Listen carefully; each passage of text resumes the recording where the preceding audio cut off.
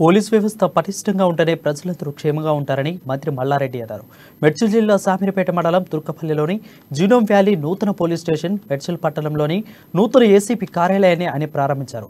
మేడ్చల్లో ఏర్పాటు చేసిన 32 సీసీ కెమెరాలను మంత్రి మల్లారెడ్డి ప్రారంభించారు. దేశంలో ఎక్కడా లేని విధంగా పోలీస్ పటిష్ట భద్రత, కమాండ్ కంట్రోల్ వంటి ఆధునిక పోలీస్ వ్యవస్థ కేవలం తెలంగాణ రాష్ట్రంలోనే ఉందని ఆయన తెలిపారు.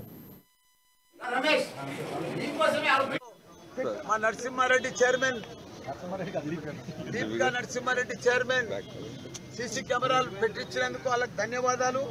వాళ్ళకి మధ్యలో భూ పైసలు బాగా వచ్చినాయి, ఆయన బాగా ఖర్చు పెడుతున్నాడు, ఇంకా పెట్టాలి. ఆయన వాడే కాదు, మేడ్చల్ మున్సిపల్ అంతా కూడా ఒక 6 నెలల లోపల 100% సీసీ కెమెరాలు పెడతాను కూడా ఆయన శపథం చేసిండు.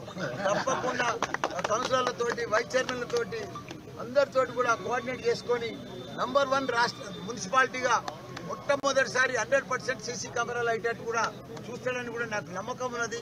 దానికి తోడు ఇలా మన జిల్లాలో 9 మున్సిపల్ పోలీస్ స్టేషన్లు ఓపెన్ చేస్తున్నాం. 2 డీసీపీ ఆఫీసులు మన ఏసీపీ ఆఫీసులో ఓపెన్ చేస్తున్నాం. ఇప్పుడే షామీర్పేటలో 1, జిమ్నన్ వ్యాలీలా, అదే మాదిరిగా నిన్న పోచారంలా, ఇప్పుడు మనం ఏసీపీ ఆఫీస్ మేడ్చల్లా, ఇవన్నీ కూడా మహిళల కోసం భరోసా సెంటర్ కూడా